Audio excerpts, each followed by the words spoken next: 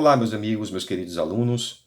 Vamos aqui fazer uma nova revisão, uma videoaula falando sobre os governos militares no Brasil, que ocorreu entre 1964 e 1985. Foram 5 presidentes militares no Brasil, entre eles divididos entre duas linhas, né, vamos supor, vamos colocar dessa forma, linhas ideológicas, se é que assim a gente pode chamar, dos governos militares. Os da linha dura e também os da Sorbonne, né? Mas antes de falar dos governos militares, nós temos que colocar, logicamente, o ponto de início desse período, que foi um período marcado por um golpe militar em 64, que depois o presidente João Goulart e assumiu, portanto, uma junta militar, comandadas por vários militares e depois elegeram como primeiro presidente brasileiro o glorioso general Castelo Branco. Mas antes de falar do governo de Castelo Branco, é importante a gente diferenciar essa questão entre regime militar e ditadura militar. Existe parte da doutrina da historiografia que faz essa diferença, inclusive da historiografia militar, que condena essa afirmação que houve uma ditadura militar. Eles acreditam em um regime militar. E há uma diferença na concepção deles, que é exatamente a do regime militar, né? Que é um governo comandado por militares, mas que não abstrai em nenhum momento as funções democráticas, como o pluripartidarismo ou a existência de partidos e também da democracia, coisa que isso não aconteceu de fato. Na realidade, o que ocorreu foi exatamente a manutenção de um quadro antidemocrático, bipartidário, né, com a supressão de institutos e órgãos democráticos, como o Congresso Nacional, o Senado, o voto, né, e, portanto, foram atingidos aí os valores democráticos do país. E essa discussão sobre regime militar e ditadura militar, ela com certeza vai por água abaixo, quando nós percebemos que, de fato, houve uma imposição, um arbitrário sentimento de supressão dos direitos civis, né, que nós vamos acompanhar durante os governos militares. O primeiro governo militar, o de Castelo Branco, assim conhecido como da Sorbonne, né, foi um governo marcado exatamente pela criação de atos institucionais, o AI-1, o AI-2, o AI-3, o AI-4 e também o AI-5. Esses atos institucionais, eles tinham como objetivo substituir a força da Carta Magna, que é a Constituição, que estava em vigor a Constituição de 1946. Ela não foi levada em consideração e os atos institucionais tinham força de lei, determinando, portanto, cada ato institucional uma determinação. Vejamos alguns a seguir, que é marcado principalmente no governo de Castelo Branco. O AI-1, que determinava, entre outras coisas, a eleição indireta, ou seja, não havia mais o voto direto, a participação do povo para eleger seus representantes. Isso foi o AI-1. No AI-2, ele extinguia o pluripartidarismo e instituía o bipartidarismo. Ficou conhecido, então, 2 partidos no Brasil, o ARENA, que era o Partido Representantes Militares, e o MDB, Representantes dos Civis. Ainda existia o Congresso, porque ele foi fechado algumas vezes e depois reabriu.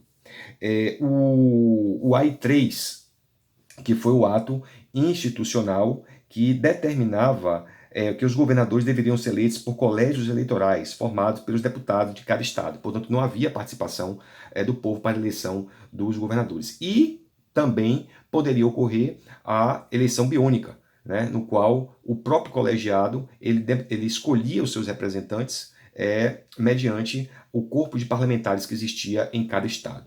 O ato institucional número 4, que promovia o estabelecimento de uma nova Carta Constitucional, apelidada de Constituição do Terror. Ela tornava todos os atos anteriores constitucionais. Bom, na verdade, não houve a construção de uma Constituição, houve sim a legalização constitucional dos atos institucionais, né, com força de lei. Então, na verdade, os atos institucionais, que foram cerca de 25, nós não vamos abordar todos aqui, mas os atos institucionais criados pelos militares, eles substituíam a Constituição, certo? O segundo governo militar foi o governo do general Costa e Silva, né, marcadamente pelo ato institucional número 5. Eu falei que foi lá no governo de Castelo Branco, mas o ato institucional número 5 foi no governo de Costa e Silva. Esse ato institucional, ele teve um detalhe muito importante e que, de fato, marcou a característica que nós entendemos como ditadura militar, que foi a supressão, ou seja, a proibição do habeas corpus, que é uma ferramenta do Código Penal brasileiro que possibilita o não encarceramento, a não prisão, né, possibilita o cidadão que tem direito de responder sobre qualquer acusação penal em liberdade. E, portanto, ele foi cassado. Foi instituído também a pena de morte em casos de ameaças subversivas, como foi o caso, é assim como era chamada os comunistas. E esse foi a prerrogativa para a instalação do governo militar, diga-se de passagem, que foi instituído, né, esse período militar, com a prerrogativa, como fato histórico principal, a ameaça vermelha, a ameaça comunista no Brasil. Né? Haja vista que tanto os militares brasileiros quanto os americanos, né, eles se alinhavam na proposta de destituir ou de impedir qualquer possibilidade de comunismo no Brasil. Né? Isso foi uma tendência da América Latina de um modo geral, não só no Brasil. Os americanos apoiaram os golpes militares, apoiaram os regimes ditatoriais e apoiaram todas as medidas. Apoiavam como? Através de investigações da CIA, através de apoio financeiro, como foi o caso no governo de Geisel, com um milagre econômico que não aconteceu, foi um pesadelo econômico. Mas enfim, os militares eles construíram 4 órgãos, né, criaram 4 órgãos de repressão. Um deles foi o SNI, que foi um serviço de inteligência que existe até hoje. O outro foi o Destacamento de Operações, Informações e Centro de Operações de Defesa Interna, que é o DOI-CODE, e também o Departamento de Ordem Pública e Social, o DOPS. Esses órgãos tinham como objetivo investigar, punir, torturar, infiltrar agentes do governo militar em instituições públicas para descobrir ou para investigar qualquer possibilidade de ameaça subversiva. Né? O governo do queridíssimo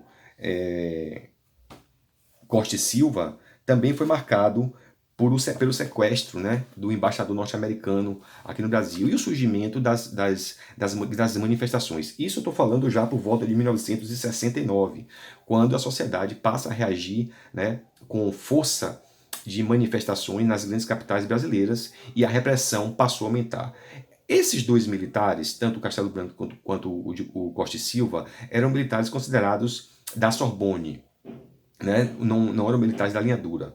Quando os movimentos sociais passaram a crescer e aconteceu esse incidente, esse fato, que foi o sequestro do embaixador norte-americano aqui no Brasil, aí substituiu-se o presidente por um presidente da linha dura, que foi o primeiro, que foi o Emílio Garrastazu Médici. Aí nós temos verdadeiramente um ano de chumbo, porque o AI-5 já tinha sido implantado e a partir daí várias medidas de contenção das manifestações populares, como prisões, mortes, sumiços, né? E cada vez mais a censura estava sendo vigiada através dos departamentos que foram criados, e isso provocou cada vez mais uma grande reação popular. Nesse governo também, a partir do governo de Médici, que foi o terceiro governo militar brasileiro, o do Emílio Garrastazu Médici, nós temos aí alguns planos econômicos, né, de desenvolvimento, como a Ponte Rio-Niterói, né, o primeiro Plano Nacional de Desenvolvimento, a rodovia Transamazônica, a usina de Itaipu, a construção do Aeroporto Internacional de Guarulhos e a construção da usina nuclear de Angra dos Reis. Isso foi feito com investimentos do capital estrangeiro, mas também marca a indignação da classe artística brasileira e que muitos políticos e artistas foram perseguidos aqui no Brasil por conta justamente dessa contra-reação a manifestações populares, com exílio, por exemplo, como cantores como Caetano Veloso, Gilberto Gil, Chico Buarque, políticos como Brizola, entre outros políticos e entre outros intelectuais brasileiros que foram convidados a se retirar do Brasil para um exílio que marcou exatamente o endurecimento do regime militar no Brasil, ou, como preferem também muitos, da ditadura militar no Brasil.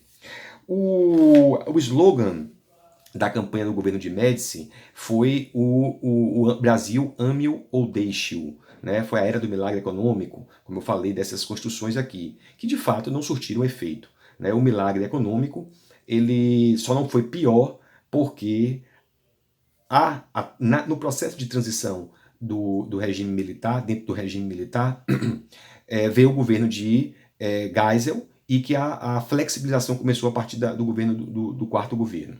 Nesse terceiro governo, que foi o governo de Médici, nós temos aí, de fato, a marca de alguns desenvolvimentos, como, por exemplo, a campanha do Proálcool, que foi a criação do combustível álcool para os automóveis. Isso foi um projeto que se iniciou, né, e o álcool está aí até hoje, mas não o Proálcool, né? É importante salientar que foi durante o governo de Médici que o Brasil teve um impulso grande no sentido de se ratificar, se confirmar, né, o sucesso, entre aspas, dos governos militares, que se associou às conquistas nos esportes brasileiros, como foi o caso da Copa de 70, o tricampeonato brasileiro de futebol no México, no boxe com Éder Joffre, campeão mundial, e o bicampeonato de Emerson Fittipaldi. Esses eventos esportivos, eles davam uma conotação de brilhantismo, de fortalecimento do sentimento de nacionalismo, de patriotismo, que fortaleceu, de certa forma, os governos militares. E, ao mesmo tempo, escondia da maioria da população o que estava verdadeiramente acontecendo nos bastidores. Né? Essa é uma constatação que está no livro de vocês e em qualquer livro que fala sobre o regime militar. O quarto governo militar foi o governo do general também, Ernesto Geisel. Duas coisas aconteceram aqui no governo de Geisel. Foi a morte de Vladimir Herzog, um jornalista, e do operário Manuel Fiel Filho, nas dependências de quartéis militares, com sintomas de tortura, né? Isso fez com que o governo de Geisel, a partir daí, flexibilizasse o regime militar, como, por exemplo, a flexibilização da censura e a revogação do AI-5. Né, e a criação do segundo Plano Nacional de Desenvolvimento com a criação do Proálcool, que foi de fato no governo de Geisel. Né. Bom, e aí veio a transição para o governo de Figueiredo, que foi o último governo militar, onde de fato as grandes flexibilizações aconteceram, como por exemplo a volta dos partidos políticos e as campanhas para que o Brasil passasse a ser democrático, como por exemplo a campanha da Direta Já, com a emenda Dante de Oliveira, né? E a proposta era que o presidente que substituísse o Figueiredo em 85, portanto a partir do governo de 86, fosse eleito democraticamente, o que não aconteceu, porque a emenda Dante de Oliveira não passou e a campanha da Direta Já também não foi avante. E isso significou um retrocesso, né, um atraso ainda mais. Né? E o presidente que foi eleito foi Tancredo Neves, pelo partido do PMDB, e que foi eleito internamente pelo colegiado de deputados, pelo parlamento. Ou seja, foi uma eleição indireta, sem a participação popular para presidente da República. Outra coisa que tem que se pontuar dentro do processo de transição do governo militar para o governo democrático, do governo de Figueiredo para o governo de Tancredo Neves, que não chegou a assumir porque morreu, e quem assumiu no seu lugar foi o vice José Sarney. Isso é uma outra etapa da história que nós vamos ainda analisar, né, juntos. Foi a abertura e a política com o pluripartidarismo, né, que passou a existir a partir do governo de Figueiredo, com partidos como o Partido Democrático, o Partido do Movimento Democrático Brasileiro, o PMDB, o Partido Trabalhista, o PDT, o Partido dos Trabalhadores, o PT, o Partido Trabalhista Brasileiro, o PTB, e o terceiro plano de desenvolvimento econômico, né, que veio aí também, mas que não funcionou. Né? Então, a grande destaque para o governo de Figueiredo foi exatamente essa transição para o governo democrático. Essa foi a revisão do capítulo 11 sobre os governos militares no Brasil. Ok? Um abraço a todos.